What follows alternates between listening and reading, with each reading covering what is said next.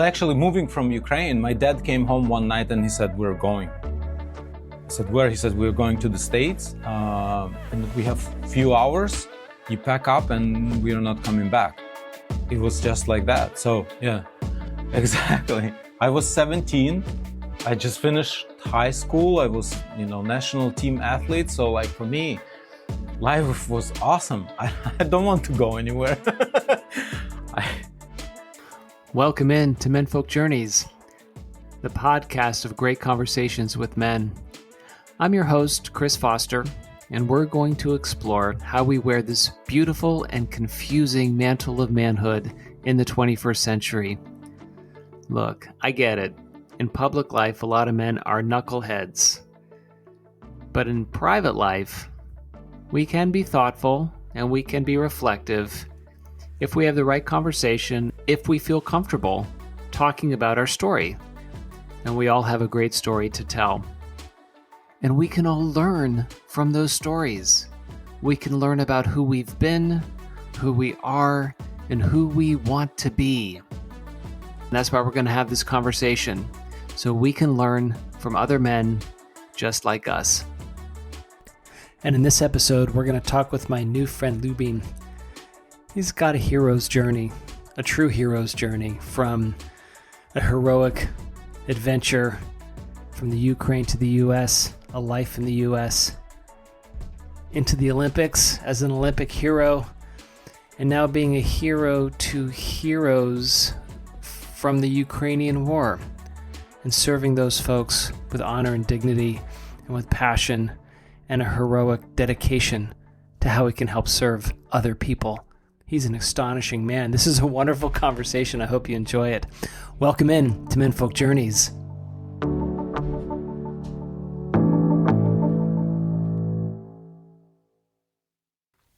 Hey folks, this is Chris, and I wanted to let you know that you can support this episode. If you love these conversations and get something out of them, you can support the show by helping me with the platform fees and technologies that make this show happen. Simply go to buymeacoffee.com/menfolkjourneys. Look, I know it's a long URL, but it works. buymeacoffee.com/menfolkjourneys. Just like it sounds. You can donate $1, $5, $3, $10, whatever. You can even make it monthly. And all proceeds go to support the technologies I use to make this show happen. Thank you so much and enjoy the episode. Well, all right, Lyubim, welcome in. Thank you, Chris. Thank you for the invitation. Thank you for having me on.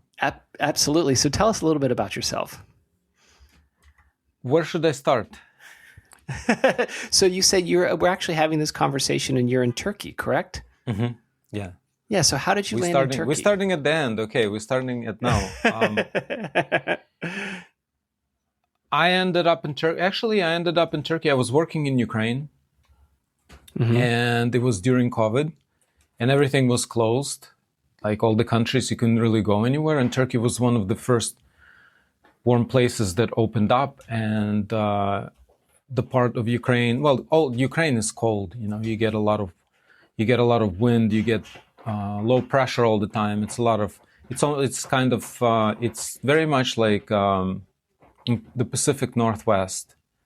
There's no ocean, but there's always the low pressure, and it rains all the time. So we came out here for vacation, and liked that place so much that when Ukrainian war, when it went full scale, there was an order for all Americans to leave Ukraine, otherwise there will be no help. And then it was one of the places that we could come to, and they're really lenient. And in terms of why I am here now, I run a humanitarian mission, and what I do is the idea was to take combat veterans, the ones who had amputations, and just bring them to a place to relax. And the idea was just having a recreational experience 1 week. And then, we have the sea, we have the mountains. And the highlight is that we go paragliding. And it's my sport, my passion. And when I flew the first time, I was so scared. I thought I was going to die. Like, really, I said goodbye to my dad and my brother. And then I was like, stop. And after I landed, it was the kind of experience where you're sitting like totally shaking. You know it's over, but there's just so much, there's so much natural chemical. The adrenaline, everything is pumping. And I used to be a professional skier, so I thought that like relatively, I'm relatively brave and I can handle, extreme sport experiences. But that wasn't the case. So, it took me, yeah, exactly. It took me 8 years to learn to fly, and I wanted to learn to fly at the level where I can fly passengers, and I have a license. I can fly, I can fly commercial, I can fly real people. And I was sitting on the beach and I was thinking that the Ukrainian war, it escalated so fast. Like, I don't think anybody expected it to get so brutal in the middle of Europe. Because Ukraine is the last country, it's on the border with the European Union. It's just like that barrier between the East and the West. And I think a lot of us have an idea and feeling that we need to do something about something that is important. Like, you see injustice, you see something is not happening, you see something, and you really have this feeling like, I really want to do something about it. And most of the time we just get really busy. And I think a lot of times we also make other things more important, like things that I should be doing become more important than things that I really want to do or I feel like inspired to do, because we all live in the practical world and we have a lot of things, we have bills to pay, we have families, mortgages, responsibilities. So there's a lot of that. And I just really was in the position where I was sitting on the beach trying to figure out what I'm going to do next, because, Ukraine, it just closed and it wasn't really clear for how long. And I had this idea, like it was at one of the gas stations, I saw a double amputee roll out, and the guy just went towards, just to give you an idea geographically, where I worked in Ukraine, we're 25 miles away from the Hungarian and Slovakian border. So a lot of heavy traffic, a lot of trucks that are going. And it was one of our highway gas stations, and the guy just rolled out and he rolled towards the highway in the wheelchair. And I thought, like, where is he going? Because like you and I, we wouldn't be able to walk there because there is no pedestrian walkway. It's a highway. And it was maybe like 20 minutes later, a huge storm came, and we got a pickup truck and we went and we found the guy, and he was on the side of the road, like all splashed in mud and they're just completely wet. We picked him up, we put the chair in the back and put him inside. And, Chris, like every time I think back, like that guy was like, it's the old uniform that is like so huge, but the body is like so small, like he wasn't there. And you could tell that like the candle is not really burning anymore. And a lot of times I thought, it could be like the last kind thing that the guy who sacrificed so much experienced. And like, if you think about that, it just really, like to me, it was a really sad picture. And I was born in the mid-70s and in the former Soviet Union, and the Afghanistan war started when I was 5. And it lasted until I was 16. So like my whole, like the first conscious part of my life, I had this war in the background. And, as a kid, you see things, you see what's going on, you perceive it, like, that the draft is mandatory. That at 18, they draft kids and they send them to fight some kind of war, who knows where. And then in 1992, I was fortunate that I could immigrate to the United States. And I had a really long career, and, I came with a lot of goals, and I was really fortunate that I found the environment that really made me flourish. Like everything, the United States was perfect for me. Like whatever I wanted to do, there was not a rigid system that had to tell you, look, you have to do A, B, C, D, E, F, G. And it doesn't matter what you're doing, you still have to go through the same, through the same alphabet, even though I don't even need to learn how to read in this example. Yeah. But in the States, how you can concentrate, you can develop, our educational system is designed to encourage, you to develop your talents and kind of like your weaknesses. Well, everybody has weaknesses. You can hire people that will do the things that you cannot do, and you can concentrate on your strength. So anyways, that was 24 years, like when you, excuse me, a first generation immigrant, you come, you really have nothing to fall back to. So it was like always this, like my friend says, like that I live like I'm on a second gear, like I never shift up.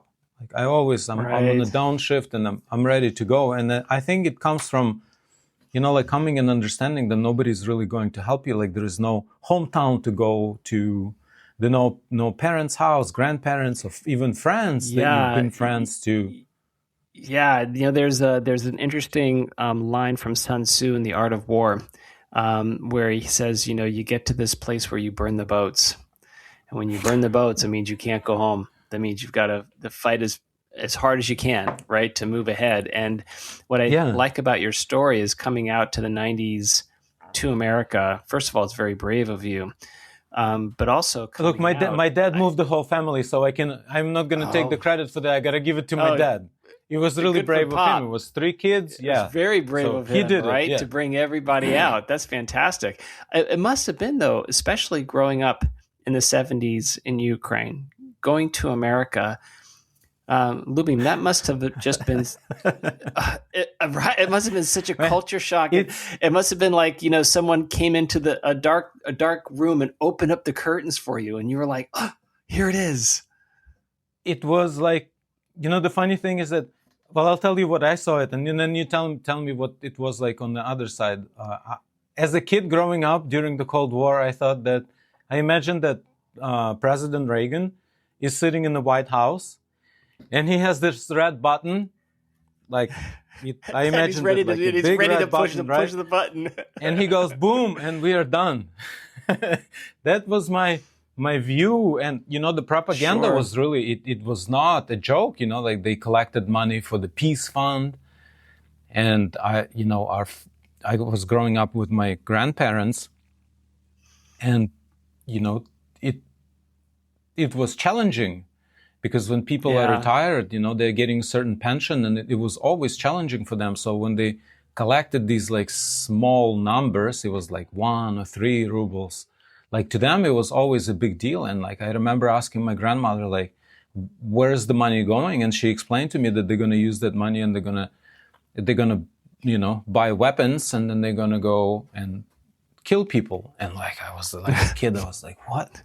Yeah. And I refused. I refused to contribute, and I got kicked out from school. I said, I'm not going to contribute. And I said, well, you cannot. Isn't that interesting? Everybody contributed. So I come to the United States. It was 1992, and I ski jumped. That was my sport.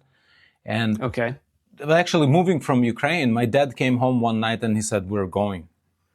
I said, where? He said, we're going to the States, and we have few hours. You pack up, and we are not coming back. It was just like that. Wow. So, yeah, exactly. I was 17. Wow. I just finished high school. I was, national team athlete. So, like for me, life was awesome. I don't want to go anywhere. Of course it was.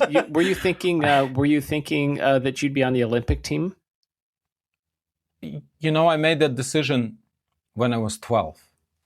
So I wasn't thinking I was doing it's part of my, my philosophy is that first you decide and then you do. And I was, time came to go to the United States, I packed up in a few minutes. I took my ski boots, I took my jumping suit, and then I took my helmet. I wore my tracksuit and running shoes, and I was ready to go. And that's how I left. Wow. And I remember on the plane, I didn't even have socks, man. I was wearing running shoes, and I didn't have socks, and I feel so bad for whoever was next to me on the transatlantic flight. It's been 34 years. I still have, That's then I didn't incredible. know. But yeah, I packed up, and we actually, do you want to know the whole story, or? Tell me. So, I mean, that's an so incredible my dad story says, we are talking about early 90s. So the Soviet Union broke up in 91, and Soviet Union consisted of 15 independent or so-called independent republics, but they were all, there was one main state, which was Russia, that was controlling, planning, distributing. Everything was done through Moscow. And all the 15 different republics, they became independent. And if you look at the map geographically, you go all the way, like if you look at Europe, you go northwest, and you get Latvia and Lithuania, and they are Scandinavian countries they are Baltic countries that are closer to Finland, they're closer to Denmark, they're closer to Norway, and somehow they became a huge, a part of this huge Soviet republic. Just as if you go all the way east, you have these Uzbekistan, Tajikistan, Kazakhstan, Azerbaijan, Armenia. We're talking about, now we're in Asia. So Soviet Union fell apart, and now all these countries became independent, and it was total chaos. There was no structure. Soviet Union existed more than 70 years, and imagine all the structure went away overnight. And, we don't appreciate that. Racketeering and kidnapping became number one source of business. Everybody, people were getting hit. And if somebody found out that you are, or your family is leaving, and it was the last big immigration wave was early 90s, like late 80s, early 90s. And after that, things changed, and it wasn't that, they basically changed. And, you can always look back and say, I was in the last immigration wave. And we knew that we were going to go, because you have to go through the interviews. And we went when it was still Soviet Union, so we had to travel to Moscow. That was the only place where the U.S. had the embassy. And we went through interviews, and you get the papers, and they say that you are approved or denied. So we were approved, and my status was, we had a refugee status when we came to the United States, and there was a family right next to us. They got denied. I mean, I remember they were about the same age as my dad, and their kids were younger. There were three of us, and they had two kids that were younger, but they get denied. And you get this packet of documents, and then, it goes into this information vacuum, because parents cannot talk about it, because if anybody finds out that you're leaving, then, it would be like that same night the door will be knocked out, and you'll have a bunch of guys with machine guns, and they'll just carry everything out. And if you're lucky, they'll just leave. And it really was happening everywhere all the time. And my dad sent away my stepmom and two of my younger sisters. At that time, they were 7 and 12 to Bulgaria. They went on vacation in April, and they never came back. So in October, so from April, they're on vacation. In October, he comes and says, Lyubim, we're leaving. In a few hours, we're going to the States, and we're not coming back. And we packed up. We got in the car at night, and we drove up north, and we drove all night. We got to Minsk, which is, Belarus. Sure. Now the aggressor country, but, we're talking about 1992. He got out there because he had some meetings, and he said, you keep driving to Moscow, keep going north, and tomorrow you're going to pick me up at night at the airport. I'm going to fly in. So I, oh my gosh. With all our stuff, I'm driving. So we left Ukraine. Now we drove through Belarus, and I'm continuing on to Russia, to pick him up at the airport. And, I almost got hijacked in Moscow, but I made it to the airport. And 2 days later, we left. We all met in Czech Republic in Prague. And from there, it was Delta Airlines to New York Liberty Airport, my favorite airport, because, I came to the Liberty Airport. That was just... Of course you did. Yeah. That is an incredible story, Lyubim. I had a friend, he's a lifelong friend of mine, and I met him when I was 13, 14, and his family came from Kiev, or Kyiv. And through the Jewish Family Services, they came to the United States when he was about 9. And, they spoke Russian in the house, and that was all, it was a mixed bag of him growing up speaking Russian, speaking English and the like. And he talked about his transition, which was fairly smooth. And later on in the early 90s, I actually met a woman when I was in England at the time, and she was from Erfurt, East Germany. And she told me a story about how her family said, gosh, we're going to get out. And so they packed up into a false trunk in a car, and they were going to drive out of East Germany, right? And then, of course, the next couple of days or week or so, the wall fell. And what's interesting about your story, which is a beautiful story, and it's just remarkable to hear. I mean, it's your life, it's what you knew and what you've experienced. But from us in the West, we have absolutely no idea of what it was like when the Soviet Union dissolved. And from our perspective, it was just the natural thing to do to give every country their independence, right? I mean, it was the thing that we were all hoping for in the West, right? In America in particular, without any idea of what the consequences would have been for real people in their lives afterwards, right? All the chaos that you talk about, all the that we take for granted so much of the infrastructure that we have. And there's a lot of people who gripe about America, but at the same time, we have never experienced that level of instability that the hundreds of millions of people experienced when the Soviet Union dissolved. So I love that perspective that you have, that, guys, it was crazy when that happened. And so you arrive in New York City in the airport. Like, I'm sure that memory of being in the airport is imprinted on you forever. Yeah. The way we arrived, it cannot not be imprinted, because my stepmom, she was ill, and on the plane she got really sick on the plane, so they had to take her. The ambulance came, so we are immigrating to the United States. It's my dad, my stepmom, and my two younger sisters. They're 7 and 12. Their mom had a seizure, so they had to take her in an ambulance to the hospital in Elizabeth, New Jersey. And my dad hands me this case. I'm 17. He gives me this case with all our documents. And we just left the place we cannot go back to, number one. Number two, we have Soviet passports. That country does not exist. It's like that Tom Hanks movie, being stuck at the airport. So he turns out, he says, Lyubim, here are all the documents. Here are the girls. I gotta go. And he goes with the ambulance. Right. We're on the plane. Delta Airline staff, they were great. They understand that kids are like, you're immigrating to another country and your parents are left and you don't know what's going on. Like, to them, they're freaking out. So all the flight attendants, the girls, they got these Mickey Mouse masks and crowns and stuff, and like with the pilots, they're just like all over my sisters, and they're trying to like distract them. They were really super cool.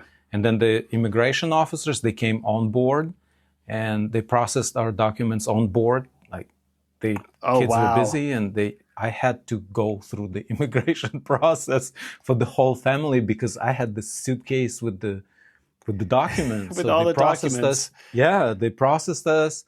And I get this card, I get my sisters, and we are walking out. And my dad's brother was supposed to. They immigrated in I think 6 or 7 years before. Okay. Yeah, and he was supposed to meet us, and it took so long. Imagine, like, first the ambulance comes on, then everybody has to get off, then the immigration. It was a long time. And I am thinking, please just be there. Right. Just be there, because I don't know what I'm going to do with 2 kids, and a case with documents and all our stuff, we just moved forever. And we walked off, and Uncle Zach was there, and I was like, thank God. I was like, oh yeah, Uncle Zach. So when you said that I will never forget that, it was not it. You cannot forget that. It was, I think if you tried to make a movie, you couldn't come up with stuff like that. Right. That's amazing. I think, I have to believe you, Lyubim, but that it created for you, I would think, I guess maybe I'll just ask you, did it create a sense of deep gratitude when you arrived that, grateful for the chance to be in America, grateful for the chance for your family to reinvent yourself? And do you think that's part of how you said, gosh, I can really make something of myself because I've been given this chance? It was very different. That feeling of gratitude, it comes a lot later. And like the longer I am an American, and the more I see outside and come back and see what we have inside, the more you understand how special it is. Like you appreciate things. If you don't know what it is, you cannot appreciate it. So I was going into a place that, the only really thing what I knew was that the Olympic Games were in Lake Placid, New York in 1932 and in 1980, I think. Mm-hmm. At that time, they had 2 Olympic Games. So they had to have ski jumps. Because ski jumping is one of and I was going to Lake Placid. That's the only real thing I knew. Besides, Ronald Reagan moved out of the White House, so I didn't even know what was going on inside. Ronald Reagan and his big red button. That and Lake Placid. They were gone. And now it was Lake Placid, and I came, and the first thing that I asked my uncle, I said, look, can we find ski schools, and can you write to ski schools and tell them that you have a nephew and I want to come ski, and I want to try out, and I want to ski jump. And he wrote to all the different schools. And mm-hmm. for it was Halloween. On Halloween of 1992, we drove up to Lake Placid from New Jersey. It was 300 miles. Wow. And it was really cool because, you go all the way up north. And in October, it's beautiful. You drive the thruway, 87, all the way to Albany. And then you keep going. You have Catskills, and then you go into the Adirondacks. And it was like, wow. And then mm-hmm. When you're dropping into Lake Placid, you see the ski jumps, and I was like, yes, they have awesome ski jumps. And I came, met the staff. We did we did a lot of physical testing, and then at the end, they gave me a scholarship. So I got to go. I've been in the States for a little more than, say, 2 months, not even 2 months, and I am moving to a boarding school.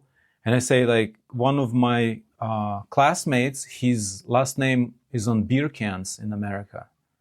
Oh, wow. That's so amazing. My experience, I got to go to a really an expensive boarding school, and there were a lot of wealthy kids that were not necessarily good athletes, but they came from really wealthy families. Sure. So immediately I had this introduction. And, when you don't know the language, you pick up the body language. You pretty much know what people are saying without understanding. And you really know when people are making fun of you. And, like, you could really tell who came from where. Like, my roommate, Mark, who wanted to become an English teacher, we had this game, like, he was teaching me words without using a dictionary, and it could go on for hours, and sometimes it's very stupid, and he would be like, ah. So, it was a clean cut. Like, it was, if there was no umbilical cord attached to the old culture. Right. And imagine, like, not only that, but you left your family too, right? Not only did you leave your country, suddenly you left your family, and you're really but alone. I get to, I get to live. I get to live. They give me a place to live. They feed me. I can go to classes. I learn English. And oh, by the way, when you have free time, Lyubim, here's a pair of skis. You can go ski jump as much as you want to. So that's like, that part is where I immediately, when you're asking about gratitude, right there, I knew that, like, I really wanted to do it, and I just brought a few things, and it happened. Like, it was a beeline. It happened. There was no time wasted. I went straight to that, and because of the generosity, somebody said, scholarships, they're not like things that you print out on printer. It's like somebody has to write that check. Somebody has to pick up that cost. Somebody's on the other side of that generosity. And it was like, I'm in school, then we go on trips, right? I don't have to pay for trips. It's part of I just get in the car and we drive to, like, Minnesota, we go to Midwest, like, different places.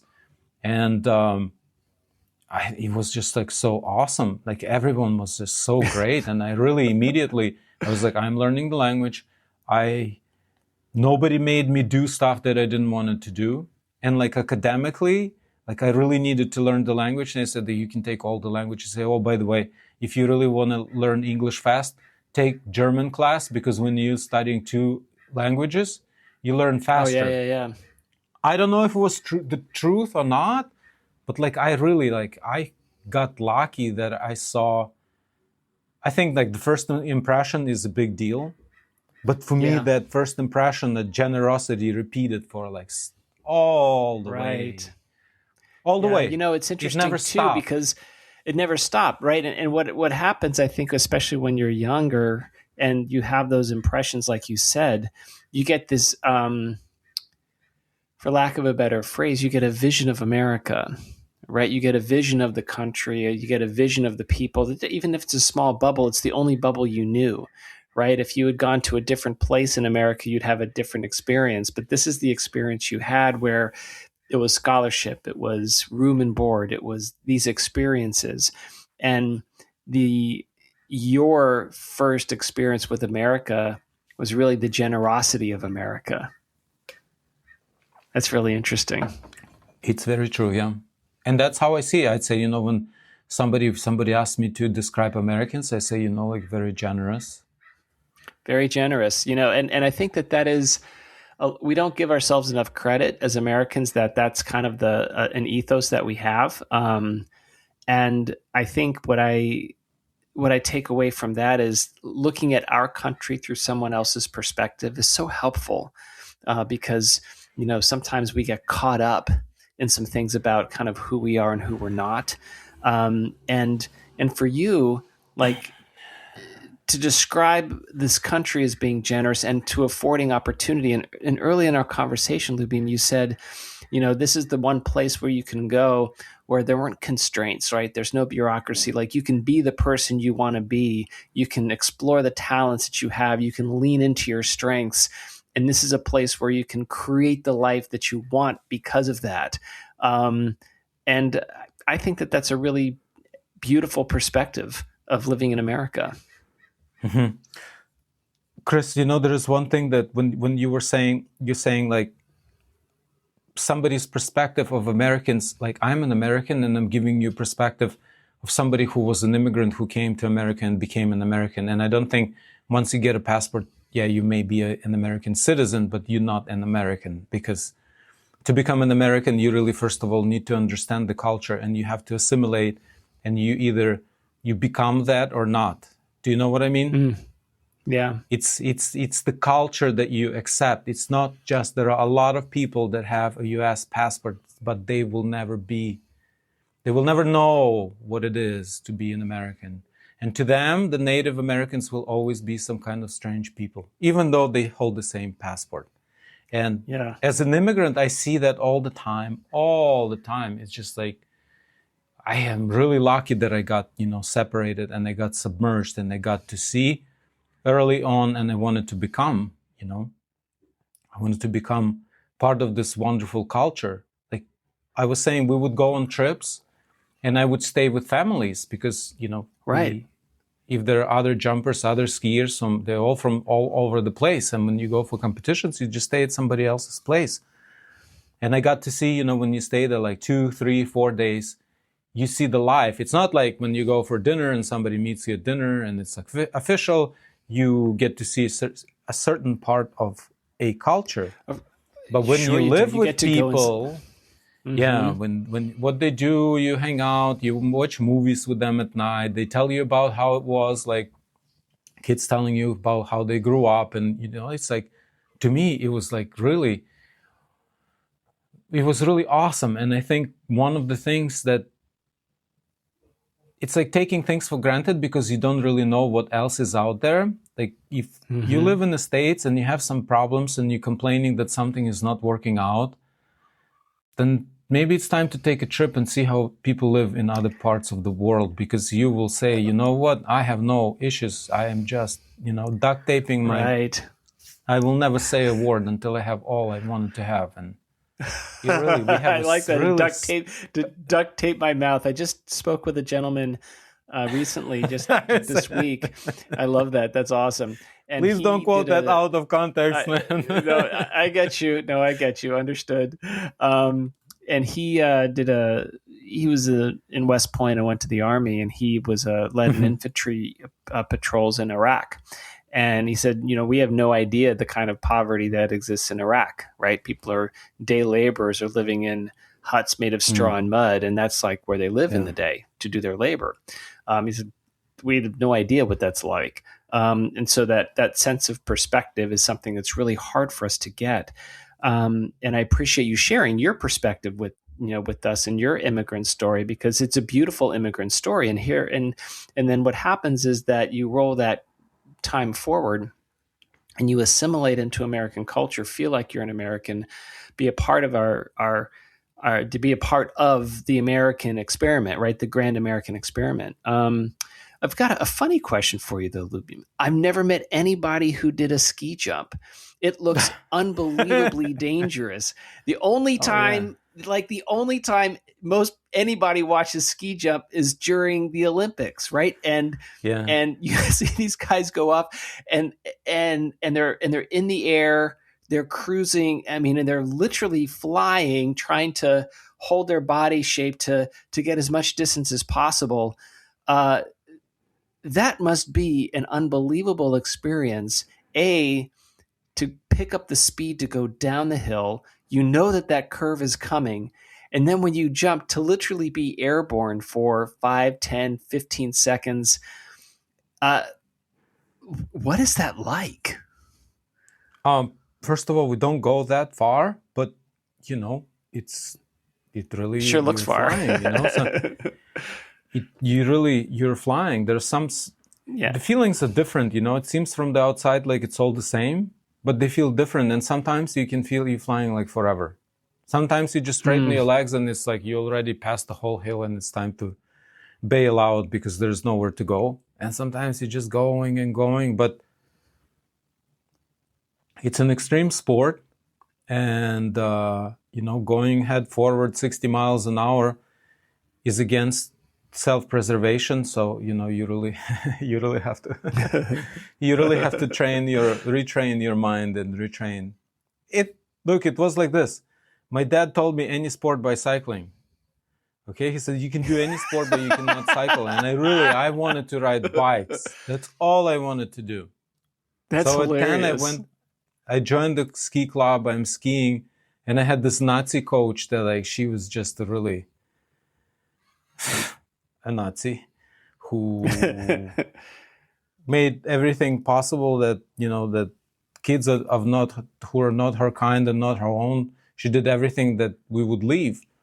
And there was one year it was just like a year after I started, we suffered for a year with her. And I wasn't the only one. We had a guy who he came back from the army and he was really cool. And he was really brave. Like he was not afraid to get into anyone's face and call things out. And we weren't used to that. And one day he said, look, guys, do you want to come with me? Do you want to ski with me? Because I'm a new coach and I'm taking a group and you're a bunch of rejects. Do you want to? It's true. So it was 17 rejects came and it was just I don't know, it was a long time ago, but it wasn't long until he got transferred from alpine skiing to ski jumping. And he says, you guys want to go ski jumping? We're like, yeah, sure. I mean, we're 10, 11, 12-year-olds.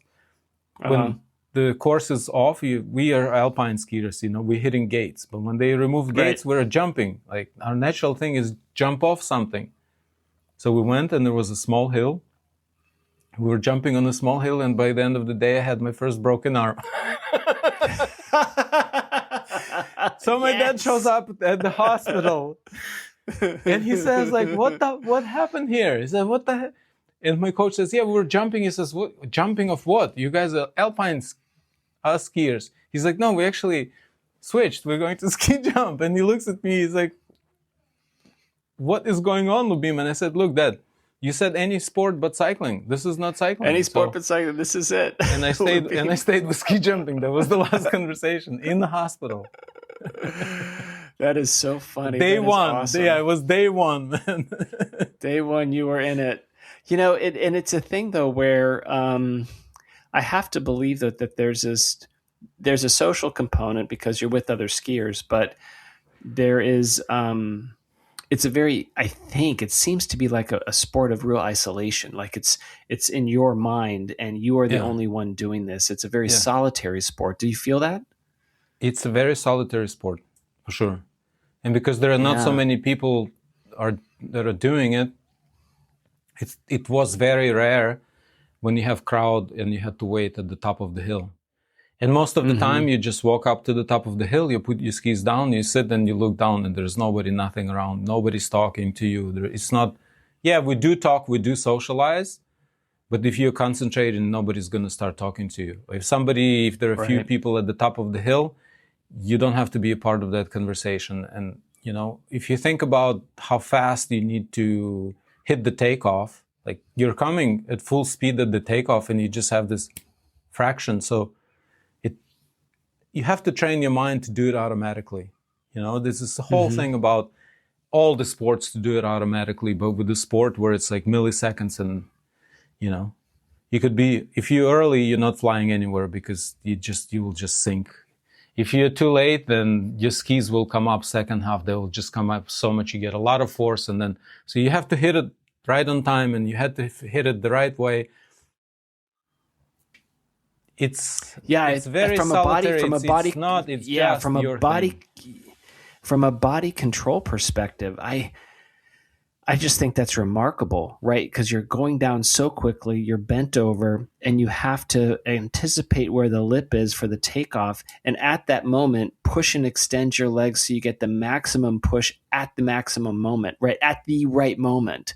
And like you said, it's a moment that happens. Yeah. It's remarkable.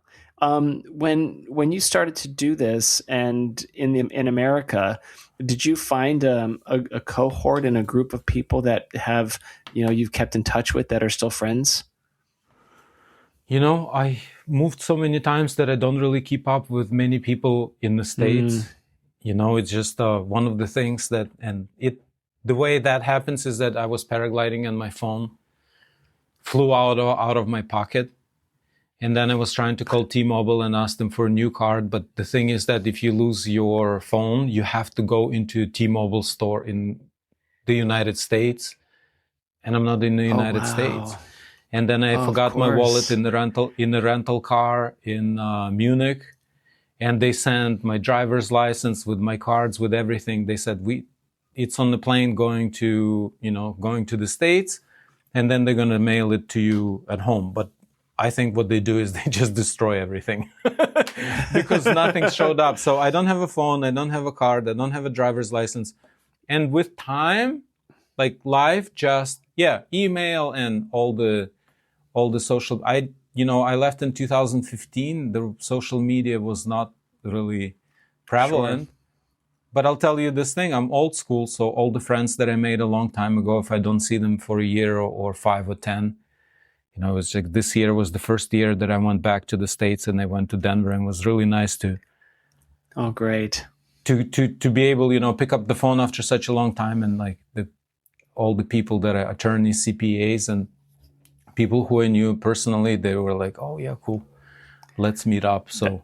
Of course. One of the things, if somebody is moving overseas, there are so many practical things, Chris. I don't know if your audience moves overseas or not, but, from the practical point of view, the longer that you are away or deployed or whatever, keeping practical things is quite difficult, Yeah. Yeah. So, I mean, it's an interesting thing. You've spent, so you had your career in the United States. And, what career did you end up choosing? So after, I tell everybody that when we came to the States, I had 2 dreams. One was mine, which is to go to the Olympics. And the second was my dad's. And his dream was so I would go to a good business school, preferably Harvard. which I didn't get into, and I didn't even apply because they didn't have undergraduate business school. But I really wanted to go to school in New York, and I went to NYU. I double majored in accounting and finance, and it was one of the things when you just have to be really careful for what you are asking for or what you wish for. And in my case, I really wanted to get into NYU, and I get into NYU, and I realize I'm 300 miles away from Lake Placid. So if I wanted to ski jump, I have a 600-mile commute that I have to do every week. And, I figured out how to do that commute, and I commuted for more than 2 years just to have a chance, for the tryouts, because I knew if I stopped, then there will be no tryouts. It's like... That's right. Did you do the Olympic tryout? Yes, and I went to the Olympics too, and I became the first full-time NYU student who went to the Olympic Games. Lyubim, you went to the Olympic Games? That's incredible. Yeah. Yeah, it's in Which my bio. Olympics Come on, were you man. in? That's amazing. Nagano, 98. You were in Nagano. You were a freaking Olympic athlete. Yeah, I got lucky. I went to remarkable. Japan, man. It was just, I got to go to Japan. Oh my gosh. The Olympic Village, seeing all the athletes, that just must have been just a remarkable experience. On the inside, it was pretty cool. And the coolest thing was that we talked about that I was born in the former Soviet Union. So till 92, 91, I was skiing with a lot of kids from all those 15 republics. Not all of them had snow, but, a lot of them we had Belarus, we had Kazakhstan, we had people from different republics that we used to compete for a spot, and there were only 3 spots. But now there are 15 independent countries, and everybody showed up. Right. So we had like this huge reunion. So the 98... That is excellent. Oh my gosh. So we haven't seen each other for like a long time, right? And was like 6-7 years or whatever. And then we all show up representing our countries at the Olympic Games, all in the same old team, same old friends, wearing different jackets, jackets. But it was really cool. And, we are inside of the Olympic Village, it's closed off. So everybody's an athlete, you can do what you want. Everybody's... They made it really, it's like 24-hour food. The food service is 24 hours. The game rooms are 24 hours. There are places to hang out. You just could go and it was high quality. It was 98. Yahoo was sponsored. It was first fan emails. Our Olympic Games it was incredible, man. It was just like, wow. That's actually, it's so funny, Lyubim. That's almost cinematic, right? It is, like you said, it's like a movie when you see all of the kids that you skied with when you were younger representing different countries. That was really cool. And here you come in and you're representing the United States of America. Actually, you know what? I didn't have a citizenship yet. That was a big trick. So the way there are international rules that you have to qualify to get there, and in our case, I don't know if you've seen the movie. It's about Eddie the Eagle. It's the British guy. Okay, I haven't seen it, but I know who you're talking about. Yeah. So Eddie the Eagle is the guy who decided that he's from Great Britain and he wanted to go to the Olympic Games, and the whole story is that he found a sport that there were no British guys, that nobody was ski jumping. And then he figured out how he can qualify by the international rules, and he made it to Calgary Olympics. And he was a huge publicity, great PR for the sport. And he actually trained with us in Lake Placid. But because of him, you see, that's one of the things where I don't agree with modern commercialization of the sports. It was so cool to have this guy who figured out how to do it, and he was like risking his life. Or sometimes they have these cross-country skiers from Africa that never seen the snow, and they're like, yeah, I understand. It's like if you get one guy like this, it's a great story. But after him, they made the rules that you have to be like top 50% in the world, and you had to have World Cup points, and on and on and on. And if you don't have those things, you cannot go. So how you earn World Cup points is by skiing World Cups, and you ski them a year before the Olympics. So a year before the Olympics, you have to ski for the country that you're going to represent at the Olympics. And if you think about sports, in sports, we can play for other countries. It's okay. Like there are a lot of players in the NHL and the NBA and in all sports that they're not Americans, but they're playing in the United States, right? Okay. But for the Olympics and the World Championships, you have to have a citizenship.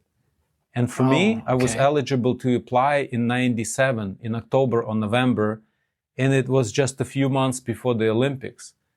So I thought, if I apply and I don't get it, like, you have to claim the country that you're going to ski for a year before to qualify by international rules. So by the time the Olympic season comes, the International Federation knows that you can go or cannot go. Does it make sense? Okay. Yeah. So a year before. So 96, December 31st, I ski for the United States. And then the next day, January 1st, 97, I start skiing for Ukraine, because I still had Ukrainian passport. Because you had the Ukrainian passport. I would not have gotten, and actually it was the right choice, because the amount of time it was taking, like, I figured it out. Of course. Right, so you represented Ukraine.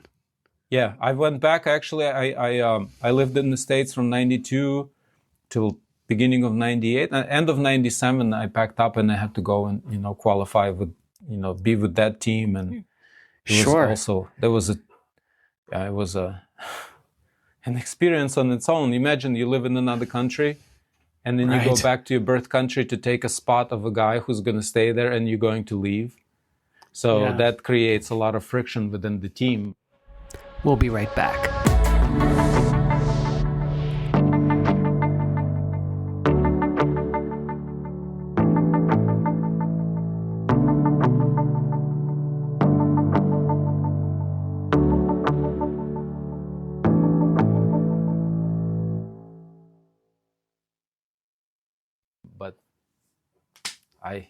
Yeah, but you know what? That's your life, though. I mean, I think that, what's interesting is these really formative experiences, Lyubim, although we've known each other for 50 minutes, time flies by fast, which is amazing, right? But I think that for you, I get a sense of your own journey that you have,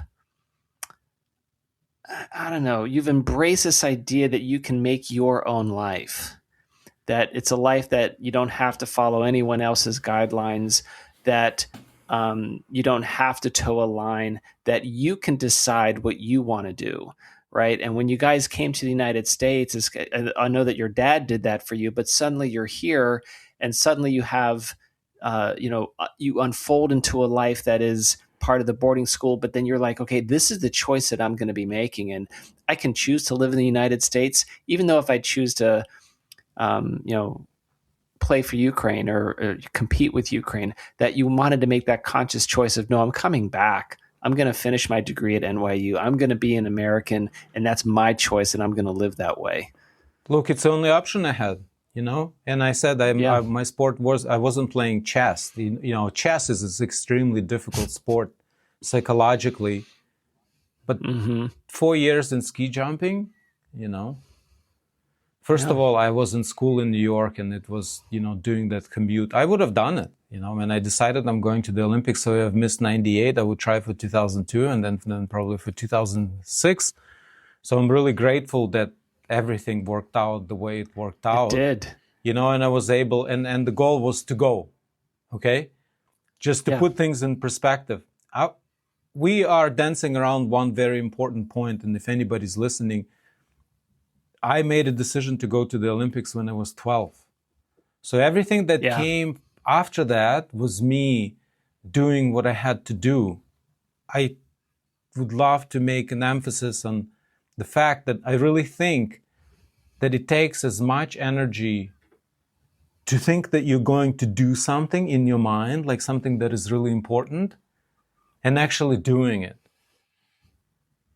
I'm close to 100% certain that people exert as much energy thinking about, let's pick something that most people could do. Let's say I want to run a Boston and New York marathon.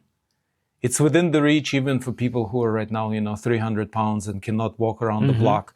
You can spend next 2, 3, 4, 5 years, and in 5 years you can run that marathon. So let's say that the first point is deciding I'm going to do it.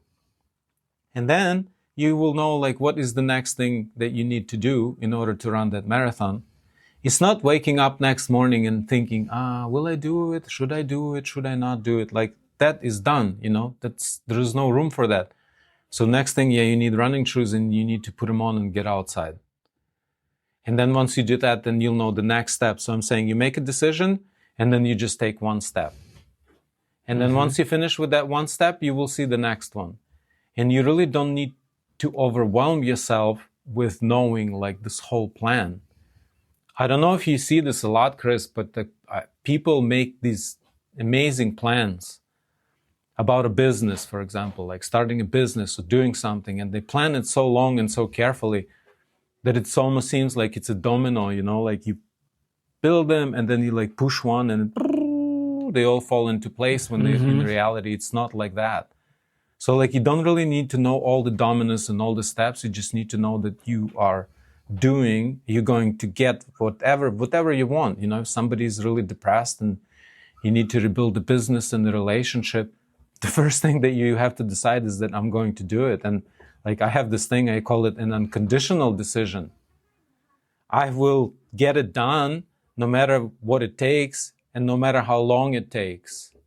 Because a lot of times we want to do things and we start doing them, but then they don't happen on our, clock time and we get really disappointed. So you made the decision and you just one step at a time, like one step at a time. And, for me, it was commutes, just whatever. Right. And I think that has to, when you made that decision at age 12 and you go through that and you complete that goal, I think that gives you a lot of confidence for the rest of your life that you can say, I'm going to set my mind to do something and I'm going to end up doing it. And there's a sense of confidence. And I think that's an upward spiral for people where if you have the confidence that you can do something, you're going to progress towards that thing. And lo and behold, how do you build confidence? Right? You just get a little success. And I think this is really important too. A lot of times people don't celebrate that success. Sometimes, and let's say I went to the Olympics, so we can assume that I know what hard training is, right? Sometimes there were days where it was more difficult to get out of bed and go to the office or pick up the phone than all the training that I've done. Sometimes it happens because you get hurt or you get sick. Like one day you're feeling fine and the next day you cannot move. Like we all go through it and, hopefully it's just like the short-term experience. But I'm saying that whoever's listening and you think like, oh, it's great, you get to do all these great things. Look, I am like everybody else. And if, I have to push myself out of bed, like I'm going to push myself out of bed. And if I can do only one thing today, that's all I can do, man. There is nothing else I can do today because the battery is empty of whatever else is going on. And such a huge portion of my life was spent thinking that I got to do something else. Or if I cannot get it all done, I'm not even going to try. How about that? That's right. That's such an important lesson that, milestones and achievements happen because of the small steps that you take along the way, not because, of some grand, leap, jump, or this it's not this like divine that, right? thing, right? It's very one important. step at a this time. is very important point because we think it's like I have to do something huge. No, it's just like grinding. It's like look at the fastest every single runners. day. Like, you just you go out there and we used to jump hurdles, because we had to have explosive. Oh, interesting. That's how fast. And you jump those hurdles and they're endless, you know. Sometimes you just cannot get. I remember like days you just need one more set and you're done, and you're tripping and you're falling and you're taking it everywhere, between your legs, on your back, on your face, and you're just exhausted. It's the end. You know, you just need to clear, and there are like 7 or 8 of them. And you've done like 300, you know, you just need to do the last one, but you can't, you're done. And it's like these little, but there were 8 of them, right? And if you look at how many we did over the years, they're like tens of thousands. And I think, little hurdles. you know, we have few successful people that we always see, you know, like Bill Gates, Mark Zuckerberg, Larry Ellison, you know, just Elon Musk. You know, we have these people that were actually, within our lifetime, we saw them go from like nothing to like into space. Right? But if you think about, there are 400 million Americans and there are 8 billion people in the world. And out of those people, there were just like a handful like that. And by the way, those guys work, because if you like look at Elon Musk, like he can live in his factories. And if you listen to his interviews, like the guy talks about you shouldn't work like that because like it hurts to work like that. And like I worked in Ukraine during the war. That's what it was like. I felt like somebody, like we were playing hockey and I was the puck. I wasn't the player. I was the puck, man. I had days in Ukraine. It was so hard. Half of my body was paralyzed. I was just early 40s, really good shape because I moved from Colorado. You know, I was a ski bum. I lived over 9,000 feet. I was really fit. And they was just like so demanding, so much stress all the time, people wanting something, asking questions, and you're like, how are we going to live till tomorrow? That was our MO. And I'm sitting here and realized my arm is like this. It just did what it was doing. I was like, I can't move. I come home, I'm like, half of my body is just, it doesn't want to move. It's the stress, the pressure, the stuff that you have to push yourself through. So, you know. I don't know how we got on that topic, but that's the thing. There is no easy way. And oh, by the way, you know, like I realize there are a lot of resets in our life. Like if you experience the loss in your life, and I have experienced a lot, and I had to start over many times. There's one thing I know for certain: it keeps you young. There's no way you can. There is no way you can get old while you keep getting, you know, punches thrown at you, because you got to hustle. You got to keep going. You got to be active. And like I really realized that for me, the benefit of doing all these things is that I still get up really early, and I just don't have enough daytime to do all the stuff. And I don't have a boss. I don't have a team. I don't have anybody, you know. I just have a lot of people that need my help, and like the work habits, the ethics, the experience that I acquired when I was running a business in the States, you know, just really working towards my goals. It was like preparation for what I'm doing right now. That's and the point that I want to make right now is that, again, if whoever's listening and you're going through a difficult time, is because you got to learn a skill or acquire, learn a skill or acquire experience that you don't have right now. And without that, you cannot get that thing that you really want. Or you can't move forward. Let's put it even deeper, or accomplish thing that you were meant to accomplish within your lifetime. Yeah, I like that. Because you don't know why you're being tested, but if you can get through the test and get through those challenges, you'll definitely be a stronger person afterwards.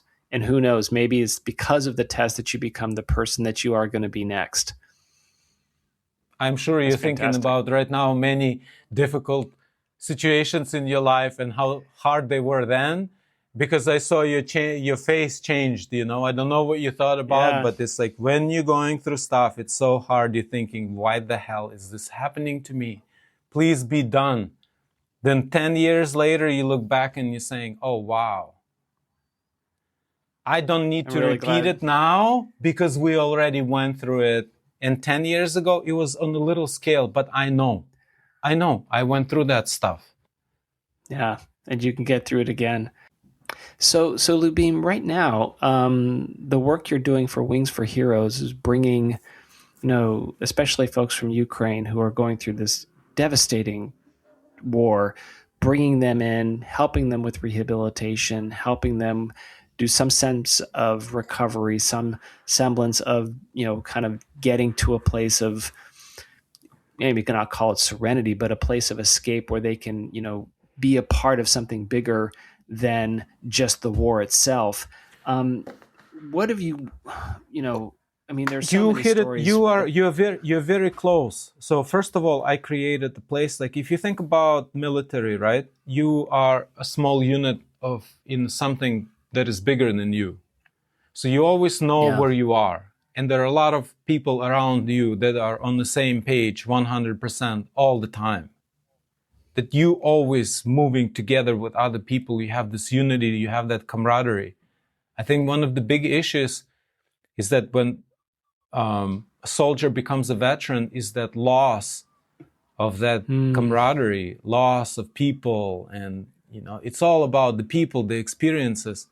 I don't know if you ever had this thing where you remember a city or a place or some place where you went to a long time ago. It was just so awesome. You just cannot forget about it. And you cannot get there 10, 20 years, but then you eventually get there and you look around and you're like, blah, huh? What happened? And the thing is that what happened is that you were there with somebody, with all the people, what was going on in your life. Like we are alive, not because our heart is beating, but because we're stimulated by other people around us. We're like social creatures. And when you're in such a close unit, when you're in the military, you're brothers. You're your life, well-being, everything depends on what the guy next to you is going to do. And that guy knows the same thing. It's understood. And then you leave and nobody, nothing. And that community, vacuum, complete, it's gone. Yeah. Yeah. And you've got to create a new one. In the States, we have VFW posts and American Legions, and we have some kind of structure. It's not the same, but there is some kind of structure. Yeah. But also what we have in the United States is a lot of compliance. So I was a registered investment advisor. That was my business. And I started a lot of businesses and I ran a lot of businesses with clients and we sold them, we took them public, we did a lot of things. So I understand how these things work. And when I thought about doing Wings for Heroes, I knew that if I go to the United States, first thing I have to do is I have to hire lawyers. And the lawyers are going to give me a long list of compliance papers that I have to complete for me to go to the Department of Defense and ask them, hey, can you guys give me a hero? Because I want to take a guy who lost a leg or an arm or a girl who lost, maybe 2 legs in Iraq or Afghanistan, and we're gonna run off the cliff.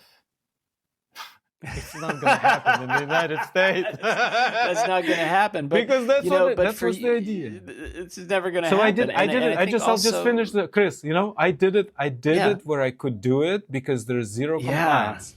I went to a friend who owns the company and I saw them flying people with prosthetic legs without a chair. And it was really safe. And it's 2 assists, 1 pilot, 2 assistants, perfect wind. It was super easy. There was nothing to it. And I said, you're good to go. Can you fly an amputee from Ukraine? And they said, yes. Then I called the governor from the region where I was working because his father was my employee, when I was in Ukraine. And he was not the governor then. But since then, his dad passed away and the son became a governor. And I called him and I said, look, I want to do this. Can you find me an amputee hero? And he says, I know exactly what you're doing. Because one day I was hiking in the mountains and he was riding his quadricycle, that's his sport, and he actually drove me to the top of the mountain and he saw me fly off with my paraglider. So he has the visual. And he referred me to a service. That service is the 3rd Brigade. This is the 3rd Assault Brigade, is the oldest and the most known assault brigade in Ukraine. And they gave me a guy who was a double amputee, but then 8 days before they scheduled him for other surgeries. And then we got our number 1. I don't know if we talked about this on all our logos. This guy is a real person. He's the first guy who we flew. And Yeah, but I think one of the things that we did not talk about is, so I created a place of camaraderie. I created a place where guys can come. We had one guy. The thing. We have a guy. I call him Stray Dog. We were having an event, and one day one of the pilots is sending me a message saying, "Lyubim, I'm flying an amputee from Ukraine." I was like, "What?" And then an hour later, I get a bunch of pictures and videos, and they made this whole event, and they invited, and the guy came, and he was there on vacation, and he ended up hanging out with us. And then we flew him again, and went scuba diving, and then they went on canoes, and it was two of our guys, and then so we exist, the place exists, and we are on the beach. It's open source. Volunteers see us, the people see us, they come, and they want to be a part of it. Because what you've done, amputees see other amputees, they come too. Right. Yeah, they come too. Right. But you've created now a community for these folks to be a part of. And it seems, you mentioned it, it seems like to me, you just fell into this calling. And it goes back to what we talked about earlier. You see something, you're going to do it. And there's this calling that you've got, some type of, vision and a message that you received. And you're like, oh, this is actually what I should be doing. And exactly. This is what I should be doing. I'm just going to be doing it. And if you notice, there is a message that I am 100% certain that in our lives, we see the same message repeating. Sometimes it comes in like, why did I do this thing again? Like I made the same mistake again. I'm in the same situation again. It's like we're just repeating a lesson. But I think that one thing that I really wanted to mention is that the war that goes on right now in Ukraine is really different, and it's like unlike any other war that we had in modern history, because this is the first time a nuclear power is using nuclear blackmail to redraw the map. Yeah. And if you think about Russian army, they cannot do anything. They're stuck, man. They came to a little country and they're just not moving. They're wasting so many resources. But the thing is that the world is being, the world is getting more aggressive. Right. But, the reason everyone was so quiet, nobody talks about it. But the thing is that they're using nuclear blackmail to redraw the map. And the United States had that opportunity after World War II. We could have taken over the whole world, but we didn't. We didn't. And nobody else did. Nobody else said, hey, look, I have this thing, and I'm going to go and I'm going to take a part of this country. And, you're not going to do anything because I'm going to escalate, okay? Yeah. And that's why this war is troublesome, and it's important to everyone, because then, all the nuclear powers, we have nuclear powers that can go and start taking, we have stuff going on in Venezuela, but okay. But, seriously, this is really, it's for 4 years, more than 10 million uprooted, more than 100,000 amputees in the first 3 years. Good God. Men, women, and children. So before it was men. Now it's women and kids. Now it's civilians. Yeah. Yeah. Well, I'm glad that you're doing what you can do for the folks that you serve. I think that's. Thank you. I think that's beautiful. And keep doing what you're doing. Thank you, man. Thank you very much. Absolutely. Well, that's a fantastic way to wrap this up, Lyubim. That's amazing. What a wonderful story. Thank you so much for being a part of this conversation and this podcast. I hope it was valuable. It was excellent. I think your story is remarkable. I love that image of jumping over the hurdles, right? Each one, and you keep doing that throughout a life, and suddenly you get a whole. You know that you can do that. So I've got one final question for you, Lyubim. Who is someone that you know that I don't know that you think I should know?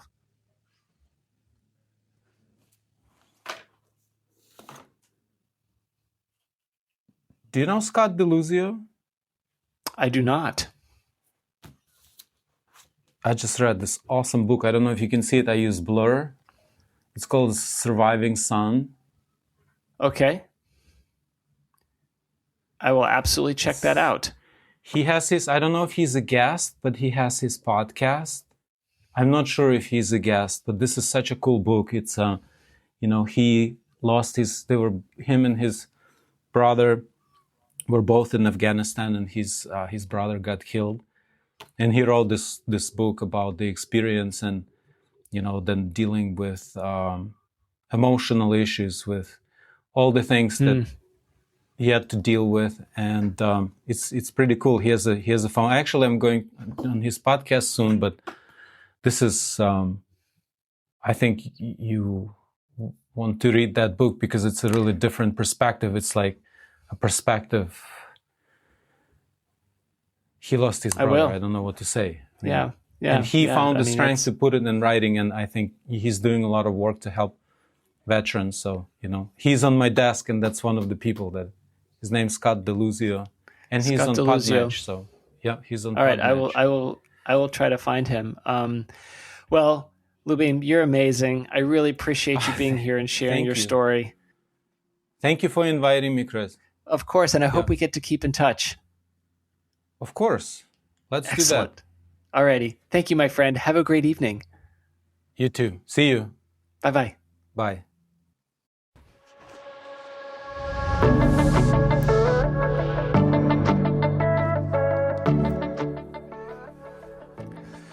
Well, Lyubim.